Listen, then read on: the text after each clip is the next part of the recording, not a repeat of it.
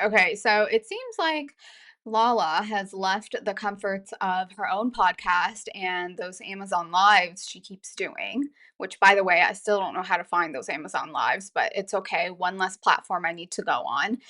And now she is spilling the tea on the Two T's podcast hosted by Tamra and Teddi. So let's have a chat. What's Lala saying now? And before we get to that, definitely subscribe, turn on notifications. I cover housewives, Bravo loves, obviously all the VPR mess, and some fun pop culture tea. So subscribe, do all that good YouTube stuff, and let's get into it.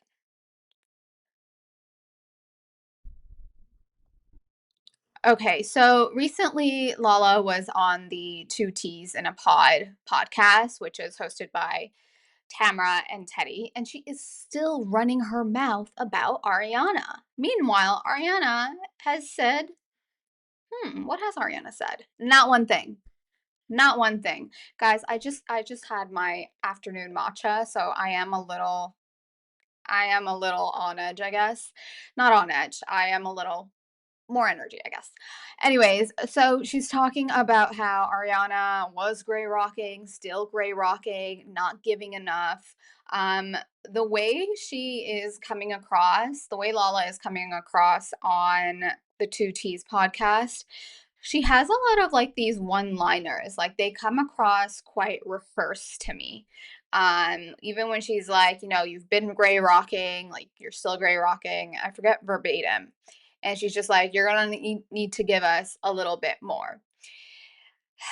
I find Lala confusing because on one hand she's like, oh, like we were trying to be friends with her and like, support her, but then Lala's running her mouth, and we're gonna get into like her and Sheena and all that. Lala is friends to no one but Lala. So on the Two T's podcast, Lala talks about how she gets a little bit of hate every season, but this season it's just so much more. And people aren't just nitpicking what she did on the show, but what she's doing off air.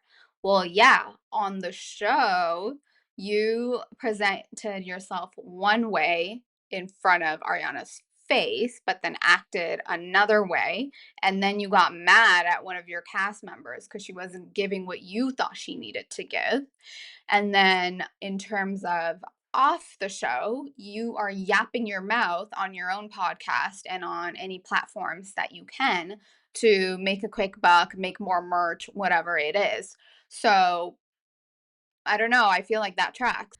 They get into Lala being the voice of reason, according to Andy. And I think we, the viewers, kind of see it for what it is. Andy, the producers, I think they did set up Lala a little bit, or it was a little bit that she was ready to play ball, take the bait, call Rachel, be a producer's puppet, all that good stuff.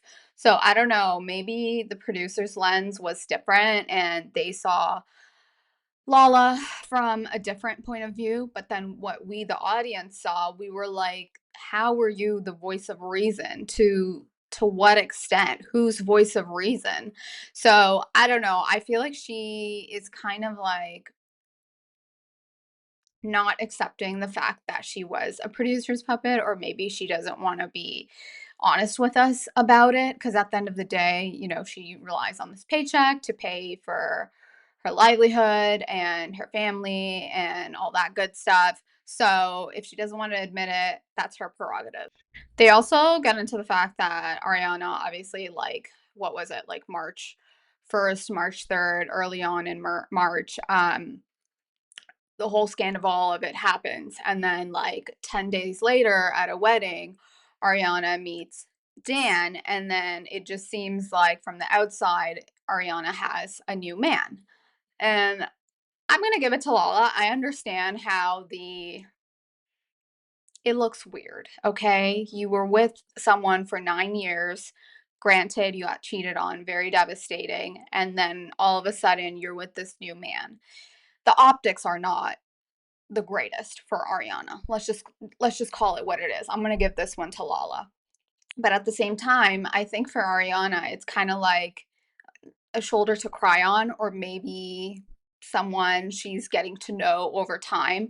And the fact that her and Dan were living on on the opposite sides of the country, it's not like they were seeing each other every day. It sounded like Ariana and Dan, they got to know each other over time. So I feel like it's somewhere in the middle. I see where Lala's coming from, but at the same time, for Ariana, she was exploring something new during a very toxic time. I don't really know how else to put it. I think they're both right, and they're somehow both wrong. You guys feel free to chime in the comments what your thoughts are on, seeing Ariana go from being cheated on to then being with Dan. It is interesting optics wise. I'll leave that one there. I find it interesting that Lala calls out Ariana for basically sitting back all those years and collecting a paycheck on Vanderpump Rules. Granted, Ariana wasn't always the most loud and vocal and getting into the drama, but that just might be her personality. Like, she'll get into it if she has to get into it, but if she doesn't have to, then why bother? Also, she came on the show as Tom's girlfriend, so that was kind of her, I don't know, intro into the group. Um, Lala does come across a little bit bitter. Like, Lala has been putting in all this extra effort and energy for all these years. And then obviously the whole Randall situation happened. And obviously she didn't get the praise and opportunities like Ariana has gotten. But you guys, let's be real. The whole Tom and Ariana, Randall and Lala, they're completely two different situations. Tom cheated on Ariana, his girlfriend of 9 years. Tom isn't going around like scamming other people, okay? Like, let's just put things into perspective. Lala also talks about how she wants to be around women who work. That's interesting coming from a girl who used to talk about, uh, BJ's for PJs and all that stuff. Granted, that when Lala said that, she was young and dumb and just, I don't know, living her best LA life and thinking she's on track to be on Real Housewives of Beverly Hills. I will give her that. She was younger, and, when we're young, we do dumb stuff, and that was her young and dumb time of her life. But for her now to be like, she's kind of like whining about it on two T's, like, oh, I like to be around women who work hard. Okay, cool, that's great. And then she's like, well, where's my flashback when I was writing handwritten notes to the girls or handwritten cards to the girls of how proud she is of their sandwich shop. I mean, at the same time, it is a show. So if you have been playing a character or leaning into a hard, mean sort of a character, production might be like, okay, well, yes, we have this softer side she showcases once in a while, but we're going to cut that out. We're not going to lean into that. We're going to lean into her, I don't know, hard as a shell side of a character. So yeah, it sucks. They didn't give her the editing she might have wanted, but what are you going to do? You're on a show at the end of the day. You don't get to make that call. So here's when it gets kind of like interesting again, pulling between reality and the show. The conversation between Lala and the two T's, Tamra and Teddi, they talk about Schwartz bringing up like breaking the fourth wall, or the producers breaking the fourth wall, and Lala's just like, on some of the housewives shows you can kind of do it and get away with it, but on Vanderpump Rules they want to kind of make you remember, like, you guys are all servers, that's how you like started out, and this is like where you are now. And I don't know, guys, I don't think one conversation or one perspective from one person will answer this question or how we think about these reality shows now. I feel like reality shows and social media and like the timelines, it's all just kind of like merging. So that's quite interesting. I think Lala comes from her mindset is we're filming a show. Like, yes, this is our reality, but we're filming a show. We signed a contract where for X many months they're going to follow us around from, our our every waking minute to whatever. And we got to give a good show. And I feel like Tom Sandoval is that way as well. And then she talks about Ariana, like, and she keeps saying, like, oh, I love her, blah, blah, blah. But then she, like, I don't know, she like kind of turns her knife at the same time. She's just like Ariana kind of forgot, like, the show made her, like, you forgot where you came from. So on one hand, she's like how, she has all this, admiration for Ariana, but at the same time, she's constantly like putting her down. So the way Lala answers these questions, it's just like funny and interesting to me. So they have an interesting conversation about Ariana this season, how she seemed like she wasn't really present. She wasn't really there. And look, the girl had like a million opportunities, and then she also made time for the show. But then again, she did sign a contract for season 11. So I don't know. It's kind of a hard thing to say, but at the same time, that was Ariana's reality. Like, yes, she was catapulted into this new level of being in the mainstream media. But then she's still filming a show with the people she's been on a show with for like I don't know, like 9 years now. And Lala's like, it was a block. And Lala's like, I tried to convey things like to Ariana, but she always felt like she was like shut down because Ariana would respond like, well, yeah, maybe. And then Teddi or Tamra is like, so do you think she's, solely doing the show still for money? And then Lala's like, well, at the reunion, she did say, I wasn't in. I wasn't financially prepared to not come back to the show this season. Um, they're really just questioning Ariana's motive for even being on the show this season. Not just her motive, but on top of that, like, kind of like, why were you part of the show if you weren't all there? So it's a bunch of things they're questioning Ariana. And guys, this entire um podcast, or for like the majority of it, Teddi and Tamra are asking Lala questions, but it's literally all about Ariana. Lala cannot keep Ariana's name out of her mouth. Meanwhile, Ariana is like over here, over there, doing all these, promotional videos for all the new stuff she has going on. She's flying around and going back and forth. Hasn't said one word, not one word about Lala and Sheena. Okay, so we get to some more interesting tea. The comments about how, Ariana was like God, like what she says is Bible. And they're basically questioning all the money that Ariana had made and was making and continues to make. Well, they're really just talking about the time of filming, because Lala's whole thing was, she's gotten, millions of dollars or however amount of money. Why can't she just get an apartment and move out of the house? Like, if you've been through something so traumatic, you would think you would want to get out of the situation.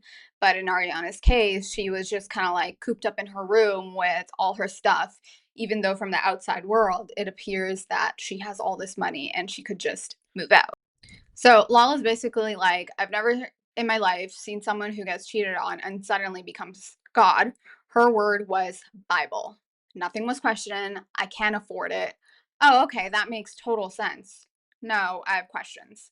So Lala's basically like, Ariana, outside of the show, this is how much I make. I'm going to assume you make this or much more. And Lala's point basically is, you can afford to get a place and, pay for an apartment, an Airbnb, or whatever, but you keep saying you can't afford it. And Lala's whole thing is, well, I have questions. The problem is we don't actually know what people's bank accounts look like. If we just take a look at reality stars or people who get famous, they've been famous for a while, they give us the illusion that they have tons and tons of money, I don't know, saved up somewhere. But then they could be like super broke, right? You just never know. So in Ariana and Tom's case, we don't know what these two did with their money, even though they were on Vanderpump Rules for, practically a decade. And then obviously they had like the cocktail books and other endorsement deals, on their own outside the show. But Ariana did say before season 10, I believe it was, she had like 2 grand to her name. So this is a topic on my mind for a while. It's a separate video I'll have to do. But all these reality stars, they make all this money, or so we think. They're on for years and years, and then they complain how broke they are, and they have nothing to show for it. I just think it's a real issue, but that's a different discussion. So anyways, back to Lala. Her whole thing is, I know how much you make. Why can't you get an apartment? Ariana's whole thing is, well, I might not have the money, or but really, guys, we really just know it's about the house and legal issues. But in Lala's head, she's making it a financial thing. She's not making it a house thing. Okay, let's talk about something about her, the sandwich shop. We see Lala saying how she wasn't aware that something about her had finally opened. Like, not just a soft launch, but it actually opened. Guys, I don't live in California. I live nowhere near California. And I know something about her, the launch date for it, and all of that. I would think if you live in LA and the Valley, that entire area, it's like all the buzz. I'm gonna assume the mayor is even talking about it. Your kids' friends are talking about it. I don't know. I would think it would be like all the buzz, especially the lineup that it had. So for Lala to be so shady and be like, "Oh, I didn't know it opened." So she kind of justified it as, "Oh, I thought they were doing like another, like their 100th soft launch." Because you know how for 2 seasons on the show, Ariana and Katie did sandwich tasting, and then Lala was there like another sandwich tasting, and then at the reunion when they toasted with toast, since half the cast is like sober now, Lala didn't even eat like the little piece of sandwich that she was given. Like, you could see how mad she was. So yet again, she's, being a little fibber and being like, "Oh, I didn't know it opened." And she's just being like a little shady and saying like, "Oh, I thought it was like another soft launch." Okay, we get into the friendship of Katie and Ariana, and Lala thinks their friendship is based on trauma bonding. What did they trauma bond over? The 2 Toms? They don't really get into all that, but basically, her thing is, if either of them are either are healed over the trauma, then this bond, this friendship they have, as thick as it appears, it's going to be done, which I find it a little bit shady. Now, one thing Lala does stand by with conviction is talking about Tom Sandoval. She's basically like how he seems like someone who just loves to love bomb, claw, places claws into women, and then when he gets a little bored, or if they don't want to do like mushrooms with him anymore, he like moves on to the next person. I don't know. I feel like that could be true about Tom Sandoval, but then again, he was with Ariana for like a decade. So I don't know. Maybe they were. I feel like Tom and Ariana, they probably like grew apart, because remember that scene when Ariana was like, "Oh, I just want to watch like Love Island," and I don't know, and now she's like hosting Love Island. Like, how crazy is that, right? And Tom just wanted to do like mushrooms or something. Who knows? They probably grew apart. And then after Ariana, he's probably just going through women who wants to do mushrooms with him. And like, guys, he's like a 40-year-old man. And like, these are his priorities. And even his new girlfriend, I mean, whether it's a speech impediment or something else, he likes them not quick on their feet. That's all I'm gonna say. So they get into the conversation about production using Lala as a puppet, I guess, to kind of move along the storyline in favor of the Tom redemption arc, which is ridiculous to begin with. And Lala feels like she's never been a puppet to production in no way, shape, or form. But what we, the viewers, saw, I think is a little different because why the heck did Lala make that call to Rachel Raquel? Like, let's be so freaking for real. Do we really think Lala wants any friendship with Rachel, especially the way she came for Rachel in those like previous seasons? No way. And then Lala brings up Sheena, how Sheena apparently is one of her, close, dear friends, loves her tremendously. But then Lala's like, you know what? I'm a lone wolf. I don't share my opinions with people. If I agree with you, that doesn't mean I'm going to give you blind loyalty. It just means I agree with something you say. Now, I feel like when this quote kind of came out, people took it out of context, like, oh, Lala is a friend to no one. I can see that because, you know, Sheena did look a little scared during the reunion. So I can kind of see how Lala comes off as she's a friend to no one. You have to be on her team or nothing. But when she's like, I'm a lone wolf, to me, it just seems like she wants you to follow her blindly, but she's not going to follow you blindly. I don't know, guys. I'm basing this off of obviously watching the show, the reunion, Lala blabbing everywhere. Um, we, the audience, I always say this, we will never get the real truth. We just get like bits and pieces. And this is all entertainment for you and I at the end of the day. So I covered this next part in a video. It's already posted on my channel. The conversation with Alex Baskin, what Sheena thought is different to what Lala thought. There was a mid-season meeting. Alec Baskin, I guess, had a bit of a chat with the cast, and Lala's like, I think Sheena took it differently than how I took it. In Lala's case, she's like, yeah, the show was in jeopardy, not because of like authenticity or anything like that, but because this is an ensemble cast.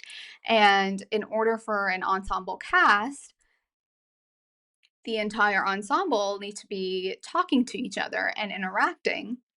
And in Lala's eyes, the group dynamic had fallen apart thanks to Tom Sandoval. In Lala's eyes, it's you wrecked the group. And if there's no group, then how can we have a show? So that's how Lala took the mid-season talk from production, whereas Sheena saw it as, oh, we gotta like do stuff to, I don't know, manipulate the storylines and like give them something extra juicy. We get into discussions about the Valley and Jax and Brittany, and Paul just calls Jax a buffoon, and that I think we understand. Her and Brittany, there's not much to say. These two, I guess, just need a breather from each other. Lala and Brittany had that whole situation when it comes to sharing nannies. Like, I personally don't think that's like a big deal. If you both find someone that's good to take care of your child, then great. Why does it matter if, you're using the same nanny that my kid has as well? As long as there's no conflicting dates, whatever, here's a great nanny, use this person as well. They do talk about Lisa Vanderpump. I'm not going to get like too into it like I did for some of the other parts. Tamra and Teddi, they are a little bit shady because they kind of bring up like, oh, Vanderpump supported Ariana in such a way, but didn't seem like you really got that support, Lala. But for Lala, she's just like, for Lisa Vanderpump, I have a soft spot in my heart for her.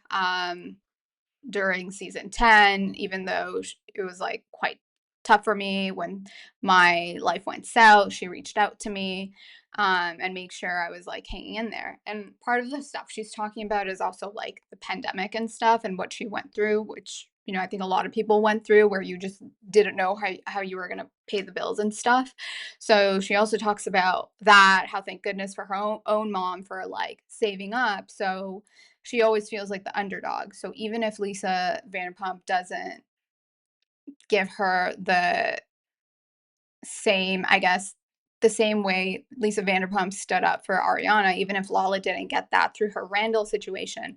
Vanderpump did show up for her in other areas, and she's trying to say whatever situation she went through with Randall, thank goodness for her family for being there for her. So this part to me, I feel like she was quite real, raw, and honest.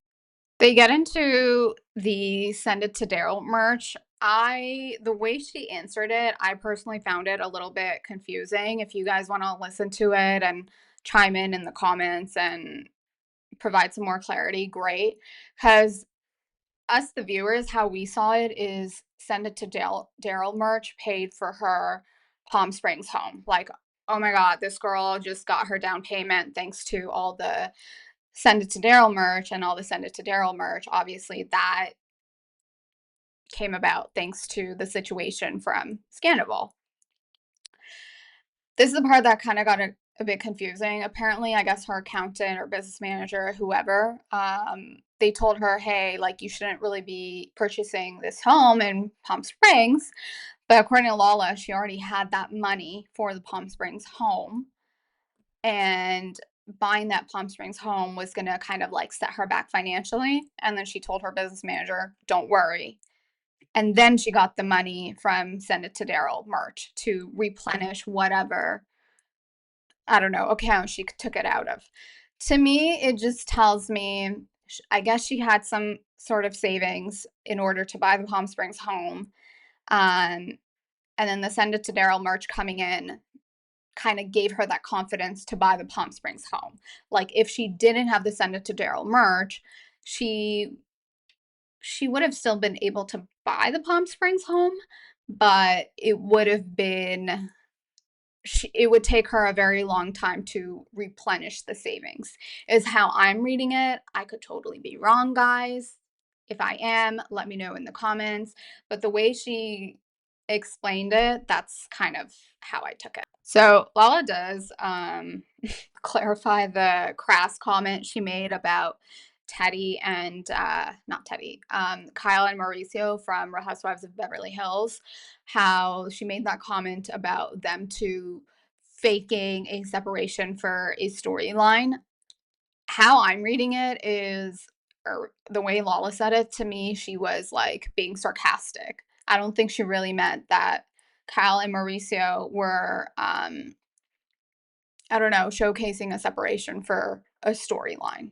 Anyways, guys, that's kind of like my recap of the Lala blabbing on two T's and a pod. And I've seen Lala blabbing elsewhere as well. And I've covered it in a previous video.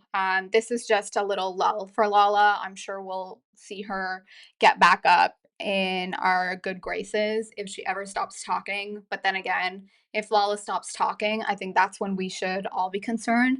So that's the tea on Lala while she was on the two T's and a pod podcast. If you guys like Bravo, Housewives, VPR chats, and more, pop culture tea, I got you. Definitely subscribe, and I will catch you all later.